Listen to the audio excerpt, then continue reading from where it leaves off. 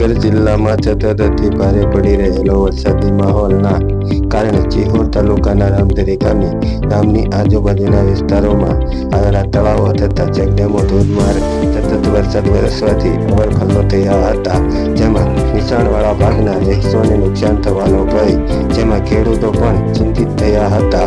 અને હું છું રિપોર્ટર દિનેશ કુમાર પી બાબરિયા કેટી સાથે જીતુ સોલંકી, સિહોર. મિત્રો, સિહોર તાલુકાના રામધરી ગામની અંદર આજે બંને તળાવો ભરાઈ ગયેલ છે. તો હું રિપોર્ટર જીતેન્દ્રભાઈ સોલંકી, ગામ રામધરી, અને આપ નજારો માણી શકો છો.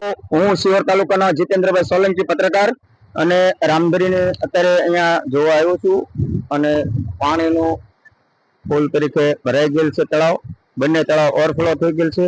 તો અહીંના સ્થાનિક અને રામધરીના સ્થાનિકને હું પૂછીશ.